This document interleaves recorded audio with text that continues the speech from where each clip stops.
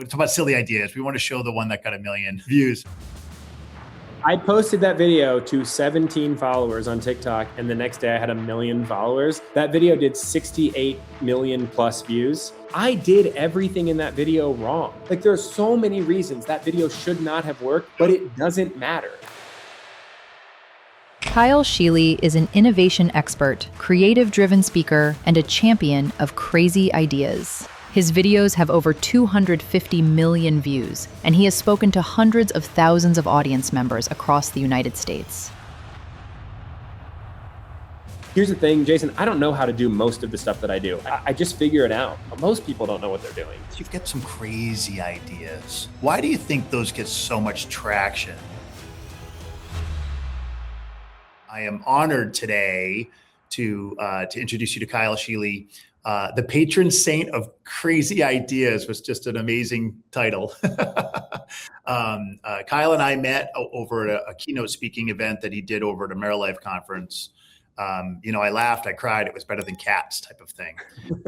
So I flagged him down as he was walking by and said, you know what, I do this thing to inspire Gen Z called Take the Power Back podcast.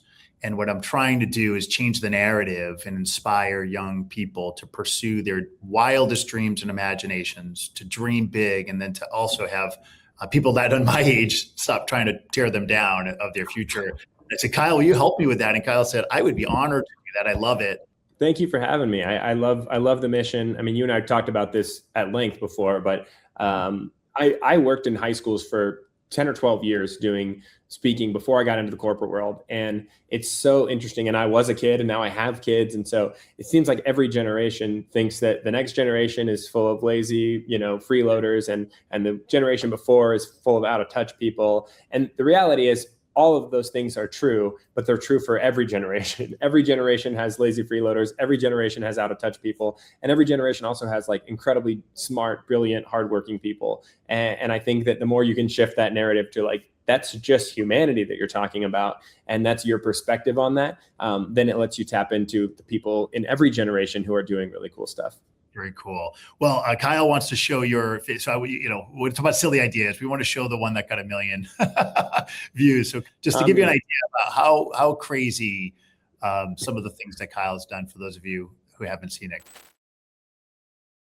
This is the best gift idea I've ever had. So there's this picture that's hung in my parents' house for the last 30 years. It's my dad, my mom, me, my brother, my cousins, and my uncles. And my dad hates this picture so much because for no discernible reason, the photographer made only my dad tilt his head. And my dad didn't know that until after the picture was already developed. My dad hates the picture, but it's important to my mom, so it continues to hang in the house. But this year I realized, Kyle, you have Photoshop. You can fix this. Step 1, open the file. Step 2, look into my father's eyes. Step 3, isolate his head. Step 4, pivot, pivot, pivot.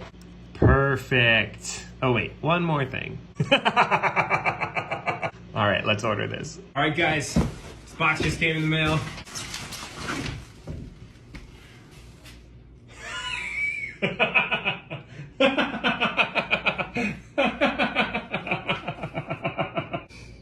Follow to see what happens when I give it to him.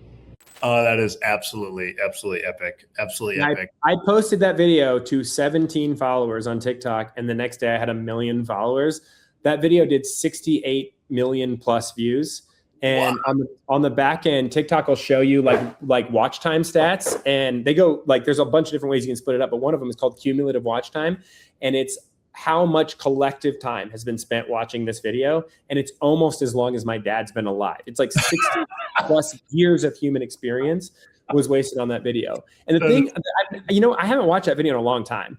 But the thing I noticed when watching it was like, I did everything in that video wrong.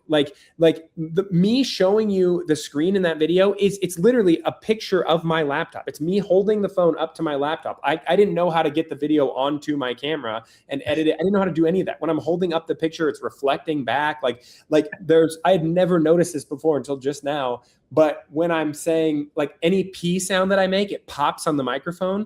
Like there are so many reasons that video should not have worked and is not a particularly good video, but it doesn't matter. And so I think that like, that's just a takeaway to think about. It's like, there's always ways to do stuff better and reasons why stuff should improve, all that. But like launching an imperfect thing into the world gives you 1,000,000% better chance than not launching it until it's perfect. Being a corporate keynote speaker, and I won't talk about your fees, but you get paid a lot of money to be able to inspire large corporations to be able to become more creative, work as a team. How did that become about, right? So when you think about when you're growing up as a young man, thinking to myself, you know what I'm going to do?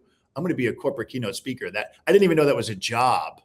Neither did I. I mean, I think that I always joke that like no guidance counselor ever said like, okay, well, you could be a plumber or a lawyer or a financial advisor, or you could be a motivational keynote speaker. That was not on the list of offerings for me. And so I think that I've had several experiences like this and where my whole life changed because one thing happened, for good and for bad. But this one, this is 16 years ago, and I was working at a job that the people were nice. The company was fine, but it was a small kind of mom and pop operation, and there was nowhere for me to really move up. And I just I get antsy when I'm in a situation like that. And so I remember going home every night and I would lay my face in the couch cushions and I would just be like, I can't go back to work.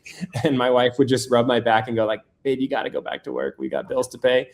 And then one day I was on Facebook and I saw an ad for like a youth speaker training course. And it was this guy named Josh Shipp, who is a youth speaker himself. And he was like, hey, here's kind of the opportunity. And he just laid it out and said, here's how many schools are in the country. Here's how many conferences hire youth speakers. There's not really that many people doing it. And, if you pay me this money, I'll train you how to do it. And I remember watching all of those videos because he mapped out like the whole opportunity. And I was like, I didn't realize this is something people got paid to do. Because at my high school, there were, in hindsight, there were a few speakers. I'm like, oh, I think that person got paid. But we also would have like the sheriff would come talk about drunk driving or something. And I just thought like, these are people giving back to the community. Because when you're a kid, you don't really know how anything works. And so when he kind of laid that out, I was like, oh, not only is that interesting, but like, I think I'd be good at that. I was student body president in high school. I've never really had a fear of public speaking. And so that ended up changing the whole course of my life. And the funny thing is I didn't even end up doing his course that he was selling because I couldn't afford it. I was so broke at the time, but I ended up finding a mentor who was another youth speaker, and he kind of took me under his wing. And that just that took off. And about a year later, I was able to quit my job and go full time with that. And I did that for 10 or 12 years. And then kind of partway through that, I ended up doing the largest event that I will probably ever do. There's an organization called FFA, which is Future Farmers of America. And their annual conference, the year I did it, had 67,000 people at this conference. Whoa. And when I did that event and it went well, it felt like I had beat the video game of youth speaking. And one of the things that I've learned about myself, sometimes the hard way, is that if I don't have a challenge in front of me, I get bored and I kind of lose interest, and I'm going to end up ultimately sort of sabotaging the whole thing. And so I was like, you know what? I need a new challenge, and corporate speaking kind of felt like that challenge for me. So how did you break into corporate speaking? You went from being a youth speaker to, you're on big stages right now with big companies and they're paying you big money in order to do it. How did that transition start to happen?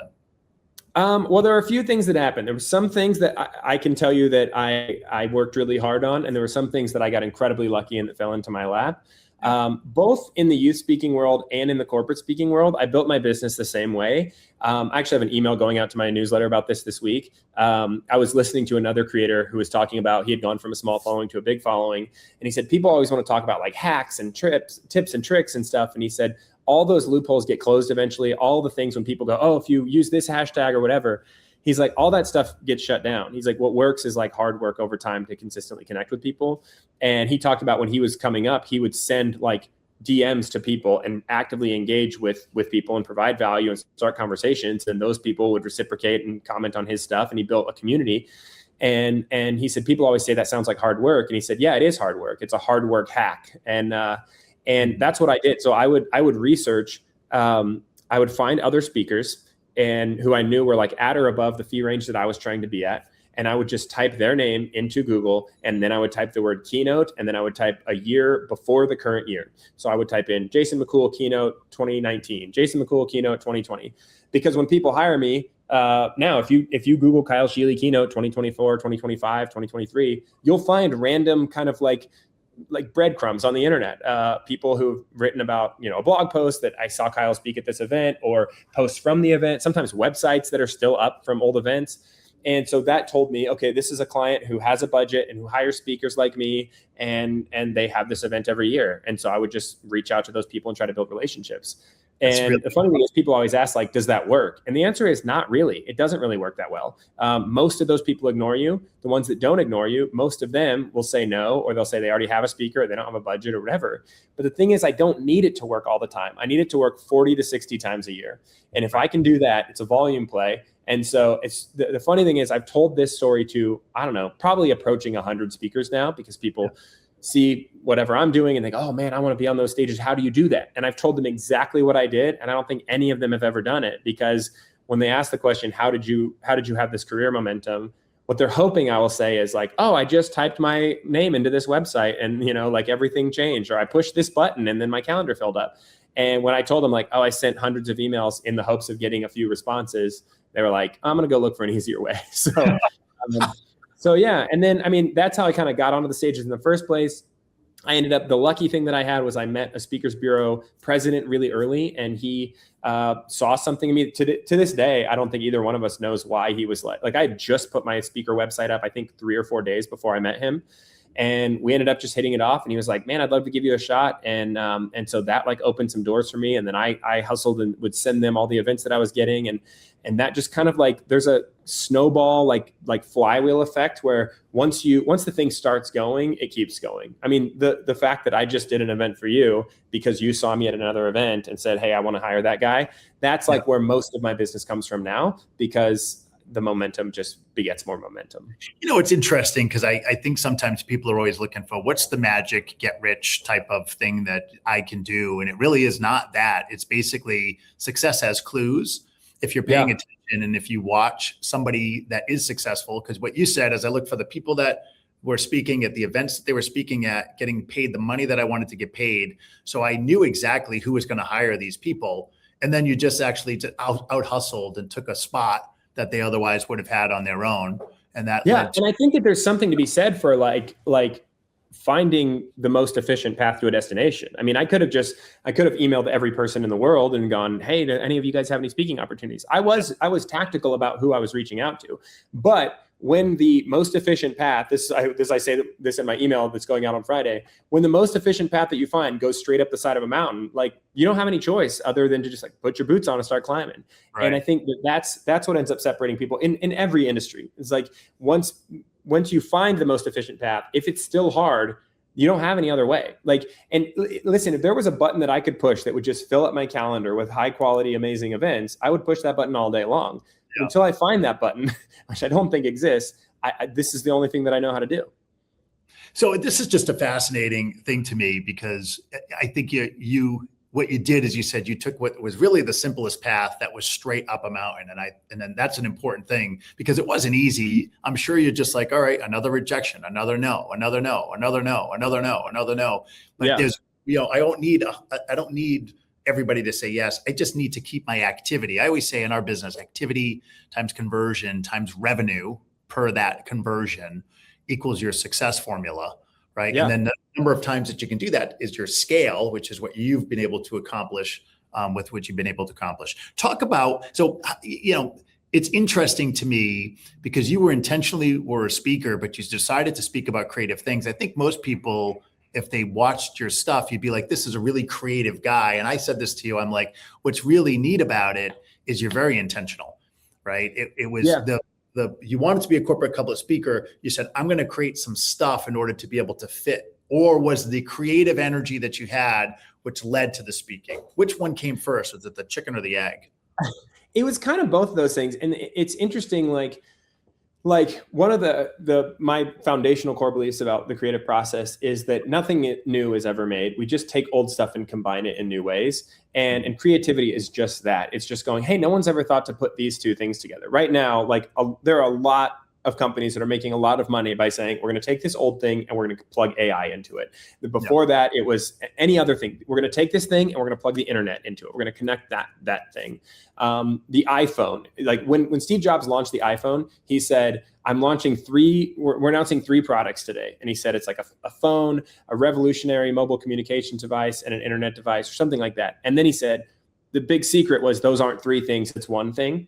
And so for me, with the speaking and the creativity, I've always been a creative person. I launched a t-shirt company in high school. I've always been doing weird art projects and stuff. But then I was also this youth speaker. And what I wanted to do, I have notes about the creative process and things I want to tell people going back 20 years. But like, schools will not pay you to come teach their kids how to be creative. They want you to tell them not to bully each other, not to do drugs, like leadership principles, stuff like that. So I was like a kindness and empathy and leadership speaker, but then I was doing all this creative stuff on the side. And it was interesting because I would have projects that, like, even before the TikTok stuff, like projects would go semi-viral on some platform. And it didn't really do anything for me as a speaker because I wasn't talking about that stuff on stage. And so sometimes I would meet somebody and they would go, oh, I know who you are. And I was always like, which thing do you know me for? Because it's like, it'd be like if you also, Jason, you've got this big business, but then on the side, you were like a competitive juggler or something. Like it's totally unrelated. And so when I got into the corporate world, I was like, it let me bring all of that stuff together in a way where like both engines were firing in the same direction. And so now anytime I make a project and it goes viral, like that builds more credibility. It gives me more stories to tell on stage. It brings more attention to the thing. It gives me more followers, which in turn leads to more credibility. So like, it was kind of taking these 2 things that I'd been doing both of them for a long time in different ways, and then going, how can I unite those and like supercharge the whole thing? So, as we teach people in our business, which is really every business, is everybody has their, what we call their Broadway play, right? So everybody has their presentation, their script, what they're going to sell once they understand and do the widget. But ours, has all this experience of people that have done it before. So it's easy to copy and fix, but yours is very unique to you. What is that process? How did you learn to be able to package your skill and then be able to deliver it in a way? I sat there and listened to your presentation. I've seen it before. And that last one, it makes me want to cry. Like literally, I have to be like, oh, that's too. And you've probably done that thing 1,000 times. So what does that process look like? Because you're very intentional, right? Yeah. One of the things about the creative process, and this is all fresh in my brain because I've been writing the final draft of this book that comes out next year. And there's really like a cycle that every idea has to go through, whether you're doing that consciously or not. And you sort of like, you gather all these inputs, you combine them in some new way, you make a new idea. And the last stage is you launch it out into the world. But before that, in between, there's this third stage, and I call it evolution. And that's where you go, what version of this idea do I want to create, right? You've created a financial services company. There's a version of that that's just Jason Mickool. There's a version of that that's 5 people. There's a version of that that is an AI widget. There's a version of that which is what you have built, which is all of these people on your team and these calls and leadership development. And all of those look different. And so anytime you have an idea, you have to go, which version of this thing do I want to optimize for? And there's no right or wrong answers. It's just different trade-offs. And so when I'm working on a talk, I'm trying to think about like, well, what transformation am I aiming for? What do I want the audience walking away with? What do I want them thinking? What do I want them knowing and feeling and doing? And so the whole talk is built around that. And so for me, it's, hey, I want them to stop believing this idea that they're not creative. I want them to understand like what creativity actually takes. Let's dive into the nuts and bolts of that. And then how do I accomplish that in 45 minutes or an hour? And I am just a big believer in the fact that people don't remember facts, they remember stories. And that's what our brains are wired for. That's why all of the greatest teachers in history like told stories, and they used explanations and parables and things like that.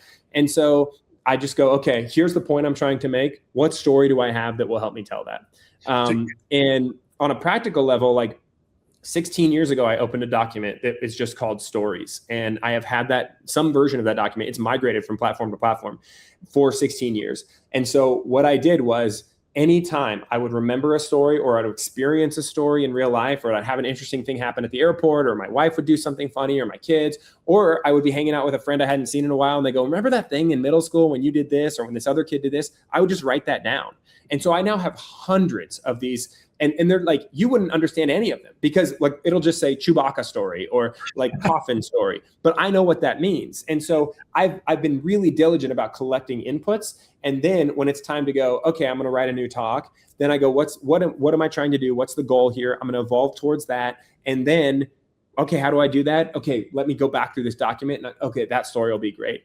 And because I'm a middle child. I'm very talkative. I've always wanted attention my whole life. So I've told all these stories a million times. And so I know where all the beats are and I know what the point is. And I know how to make people laugh and how to make people cry and all of that. And so then I'm like, I'm trying to weave this emotional journey so that, if somebody is going to have like, there's a moment where they're getting emotional, I want to make sure that they're laughing again within a minute or two and vice versa. So it's just kind of a crafting thing of saying, what is the goal that I'm trying to hit and how do I use the resources I have to achieve that? This is like incredible. So like, let's go back up here. Cause you've kind of said, you know what, I was class body president, but some of the conversations you and I have had about like crazy teachers telling you nutsy stuff, like, cause I don't think you graduated college. I didn't graduate college either. No. That wasn't what it was about. No. And, in my life, my guidance counselors and stuff would say, Jason's consistently inconsistent. They try to hold me back in grade, and it was one of those things where I just wasn't entertained. Where did this come from? Could you talk some of those teachers' stories that you said? Yeah, it's interesting. Last week in my email newsletter, I wrote about this thing about like how I've noticed something interesting where we punish creativity in children and then we reward it in adults. And so in kids, when you come up with an innovative, different way of doing something than what they want you to do, they tell you can't do that. And so when I was in high school, there was this time I wanted to buy a gorilla suit to wear to a football game.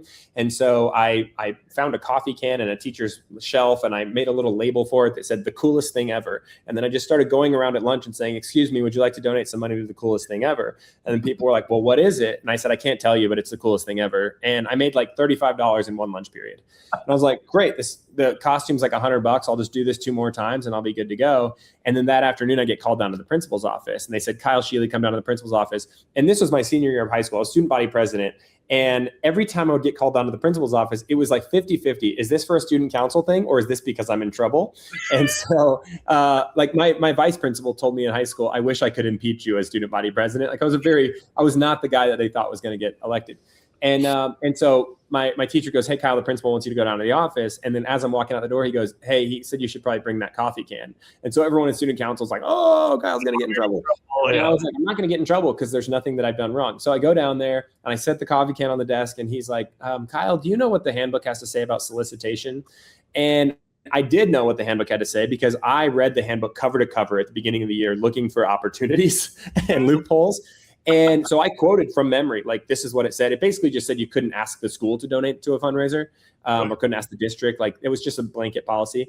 And so I quoted it and I was like, it doesn't say anything at all about asking other students for money. And my principal, literally, he goes, oh, is that really what it says? And he spins around, grabs his copy off the bookshelf and starts like flipping through it to find the right page. And I couldn't help myself. And I go, Mr. Hetherington, are you aware of what the handbook has to say about solicitation?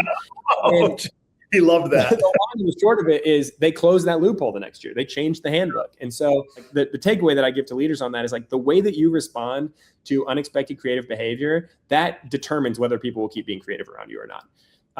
And so I found environments where my creativity was rewarded and I gravitated towards those things. And I think that's why I became an entrepreneur. That's why I any of the things that I've done, it's because I thought, oh, if I apply my creativity here, like it turns into something good. Welcome to Take the Power Back. If you're a student or recent grad looking not to have a career handed to you, you're in the right place. The first and really valuable section inside Take the Power Back by joining the movement is really the inspiration that you get by watching the podcasts of young, successful entrepreneurs that have bet on themselves, that had opportunities in order to be able to take jobs with benefits or $50,000 a year salaries. But what they did is they said, I'm going to pursue something bigger in my life. Entrepreneurship, leadership development, sales, marketing, real estate.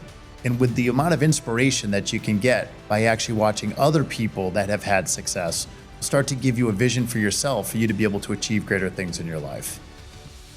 Let's dive into it. Yeah, I find, and this is fascinating to me because part of the Take the Power Back, I believe that university system is killing creativity, killing the entrepreneurship spirit inside of universities all over America, because they've created a model where they want to put you in, which is basically saying anything outside of that model is not worth anything. Could you talk a little bit about, if you're a student, right, and you're thinking, I want to enter into the career, but I don't know about you, but you sort of had a path, but going out of college, I'm like, all right, I got a business degree, which I didn't end up finishing.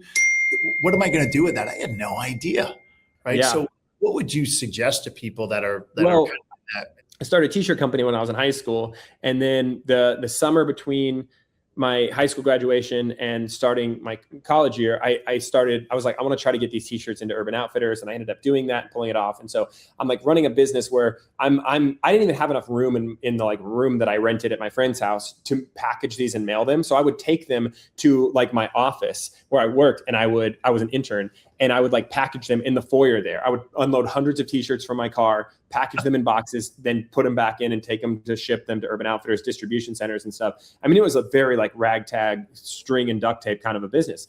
But then I was studying business in school, and I had this class. It was called BizCom 101. And so it was just introduction to business communications. It's supposed to just be basic level stuff. And every day they would give you a scenario, and they'd say, okay, you're company A and company B owes you this much money, and the terms were net 30 or whatever. And it's day 32 and they haven't paid. And I remember that specific one, that this was the moment I was like, I think I'm going to drop out of college, because they gave us a scenario. They owe you this money. They're a day or two late. And they said, write them a letter and request payment. And I raised my hand, and the lady called on me, and I go, this might be a stupid question, but why wouldn't you start out by just calling them and asking them to pay you the money? Right. And she literally laughed like it was the funniest. She was like, oh, sweetheart, you can't do that in the business world.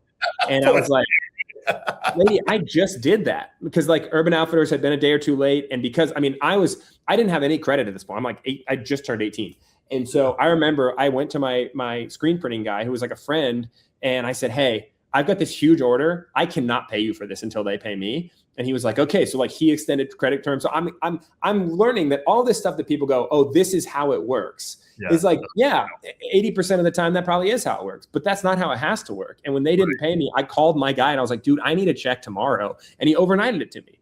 And so I was just I realized some of these people, and I have friends who are college professors, and they do incredible work. And I think the thing about any educational system is that the results are going to vary wildly based on who's in that system.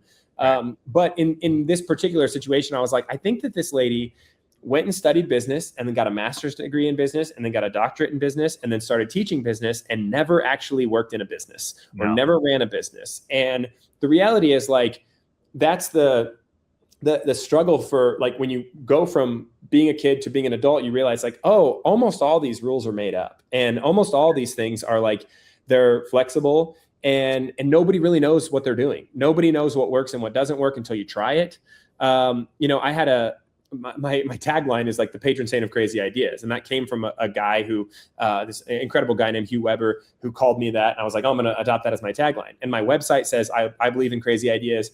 And I remember when I first came into the corporate speaking world, I was like, hey, this is kind of what I'm thinking for my website and stuff. And I had a couple really established, very successful speakers say, hey, do not use the word crazy. It has bad connotations and mental health and all this kind of stuff. And it's kind of taboo. And I was like, I don't know, man. I think that first of all, anytime I post something on the internet, people go, that's a crazy idea. This guy's crazy. I've been called crazy my whole life. And I was like, if I can't say it, who can say it?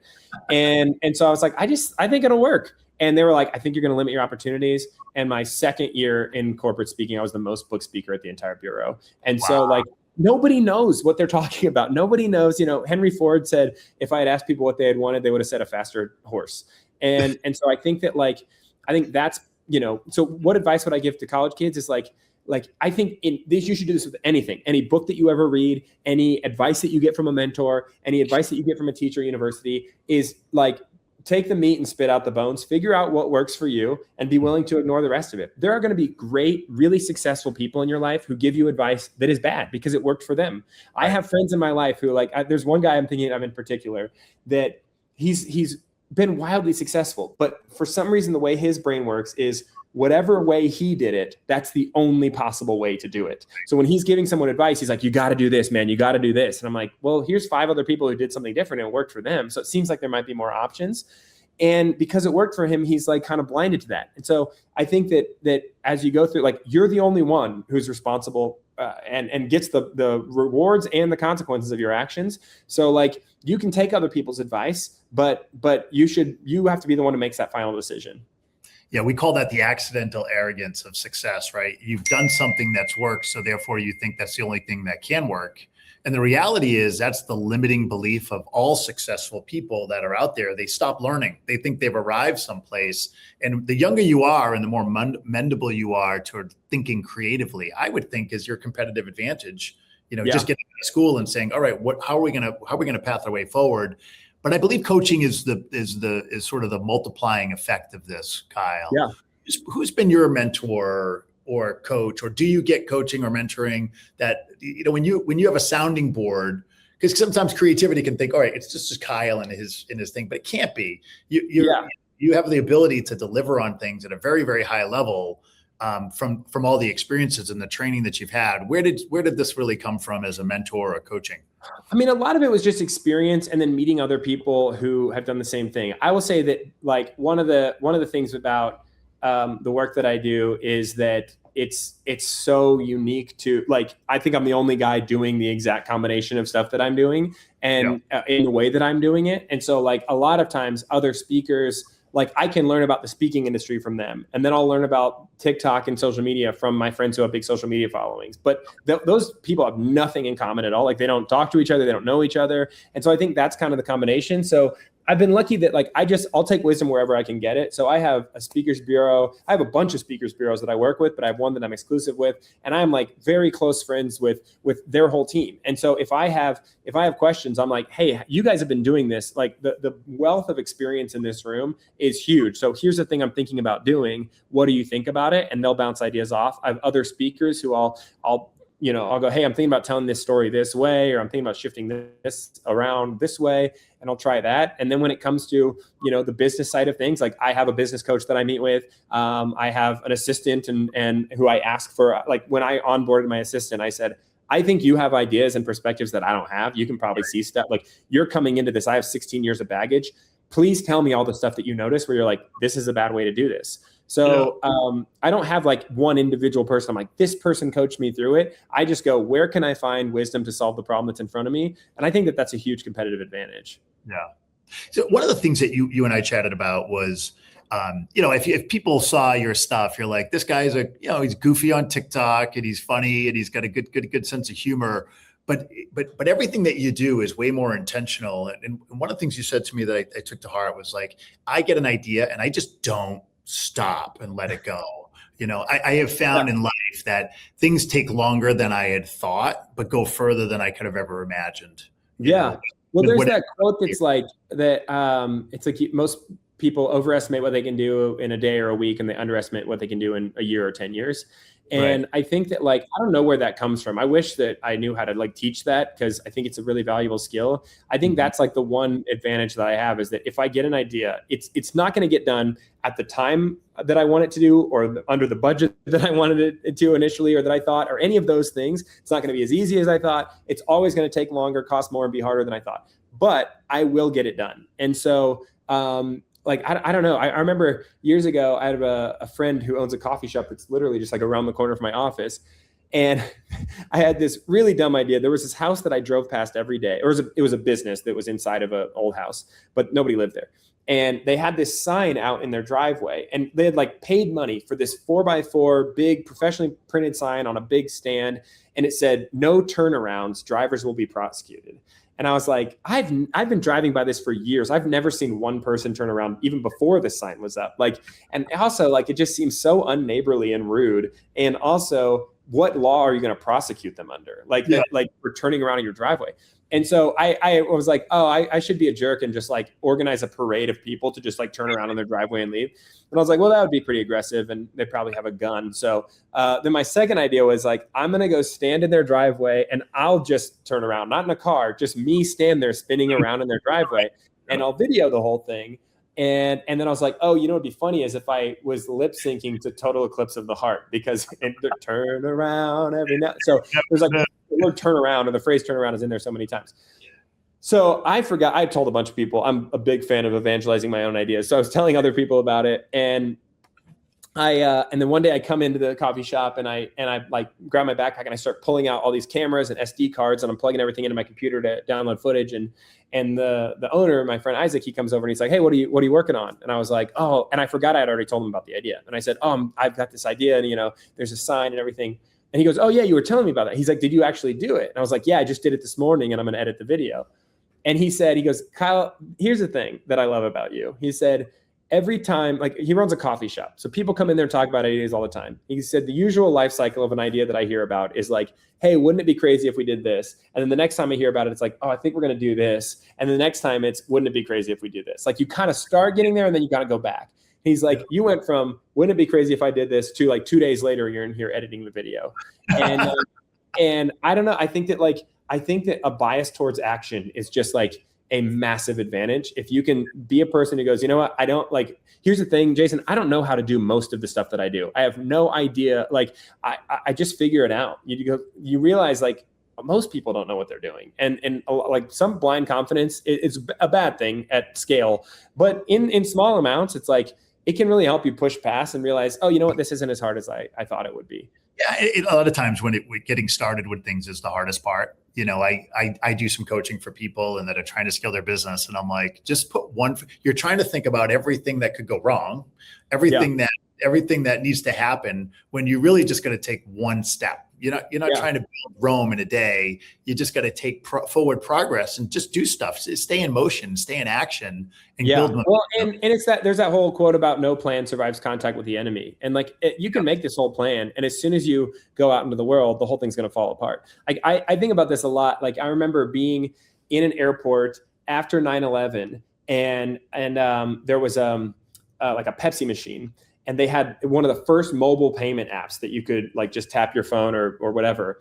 And the app was called ISIS. And like, I think about all of the people and all of the teams who went, and like, they had no idea, like, oh, somebody else is also brainstorming using the name ISIS right now. And they spent probably millions of dollars to launch this thing. And immediately it was like, we got to pull all this down. Like, and that's an extreme example, but the pandemic was like this. Like, there were a lot of amazing businesses that didn't make it in the pandemic because they were built for a world that didn't exist anymore temporarily. And so I think that, like, that kind of thing, you go, hey, you know what, just start taking steps and you'll figure out what happens. And you'll also, one of the huge, like, kind of underrated benefits of taking action is that you realize that you are stronger than you think you are. You're more resilient than you think you are. And you bounce back from something that, like, if I had told you, hey, there's going to be a global pandemic and it's going to wipe out, you know, all of this stuff and the whole world's going to shut down. How many people, like, how do you think you're going to do, Jason? You probably would have been like, I'll probably die in a bunker somewhere. And that's what I would have said. And I actually ended up having like my best year during the pandemic because I had to learn how to diversify income streams. I had to do, like, I started a company. I started doing consulting. I did social media. I was doing virtual events, like all of that stuff. And then I got through that and I was like, oh, you know what? Like, that worked out okay. I never would have chosen that. What have you learned about business? So why do weird ideas? You've got some crazy ideas. Why do you think those get so much traction compared to, like, you know, good plain content on the internet? Yeah, I think it's just like humans are pattern recognizers. And so like the thing that makes a joke work, and this is a little bit of an oversimplification, but I've heard humor described as pattern, exception. And so, like, you say something, you think that I'm going to say the next thing that fits the pattern, and then I break that pattern, and that something about that makes you laugh. And there's something about pattern breaking that makes people pay attention to stuff. And so when everyone else is doing something one way, doing it a different way is like a great way to get people to pay attention. Like, and sometimes that's good, sometimes it's bad. Depends on like what you want to aim that attention at. But like last year, I needed to redo my speaker demo video. It was a couple years old. I had a lot of new content. It just wasn't up to the level that I wanted it to be. But I looked at every other speaker demo video on the internet and I was like, these all feel exactly the same. Like they all start with a, behind the screen, and they're all really well shot. They're beautiful, but it's like, here's the guy walking up onto the stage from backstage and the lights, the big lens flare, Michael Bay kind of a thing. And then it always closes with the standing ovation and there's testimonials in the middle. And I was like, I don't want to spend this much money and work on this for this long to have a video that looks like everyone else's, especially if my whole thing is that I'm a creativity and innovation speaker. Like that is insane.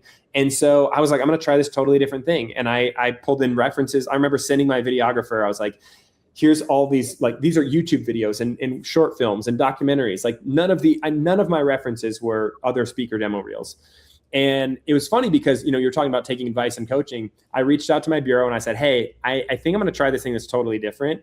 And the bureau president, who's a personal friend of mine, great guy, he was like, man, I think that's really creative and unique. And I don't think you should do it because I think that this kind of style of video works.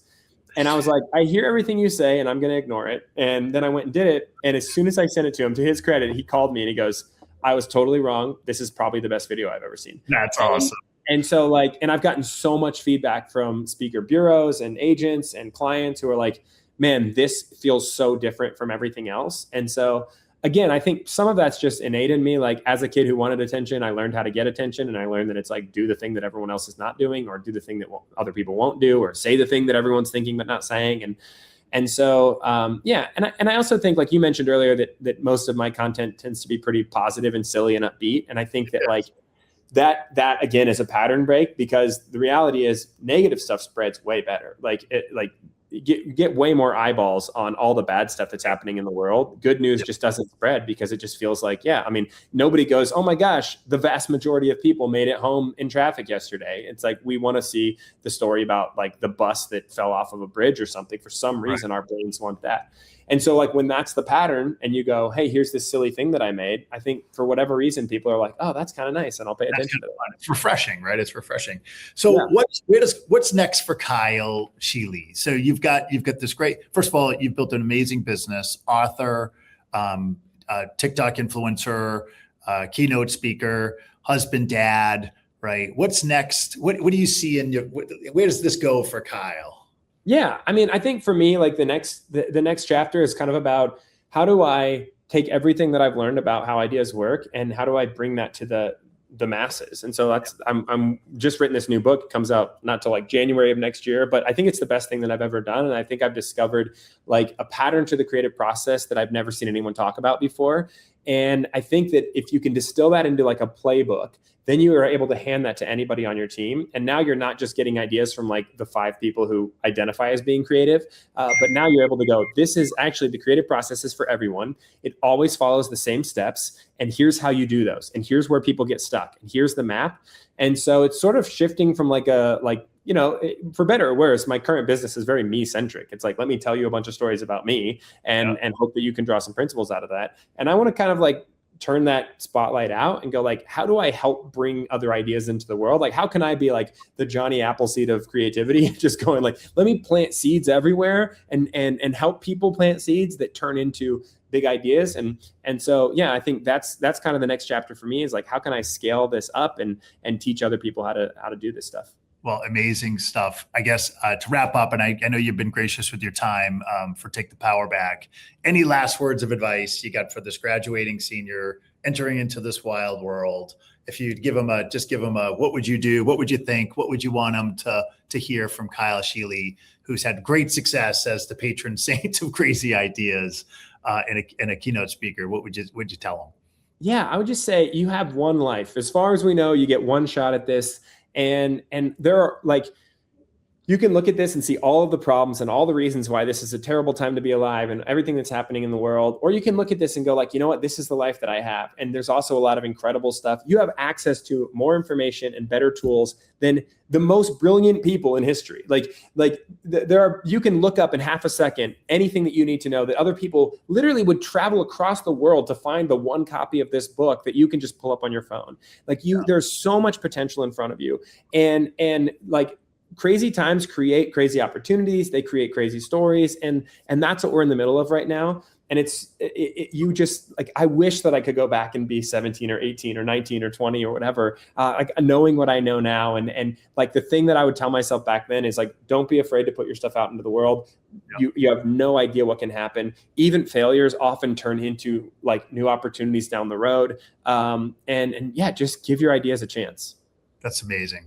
Well, Kyle, thank you so much for doing this. If you guys don't know, how do people follow you if they don't know who you are already, Kyle? Just go to Kyle Scheele on everything. Yeah, KyleScheele.com, at Kyle Scheele on pretty much every platform. Yeah, a weekly newsletter that I send out to 13,000 people or so about creativity and innovation, getting good ideas out of yourself and your team and putting them into the world. And if people want to book you for a speaking engagement, where would they do that? KyleScheele.com. There's a contact form on there, and my team will get back to you right away. And up at the top right, you folks will see a QR code. If you want to follow or see this broadcasted again, because there's been great content associated with it, give us a follow. Go to Take the Power Back. There's some very successful, unique, interesting people like Kyle on the podcast. And thank you for joining us. Thank you for doing what you do, Mr. Patron Saint of Crazy Ideas, Kyle Scheele. Thank you.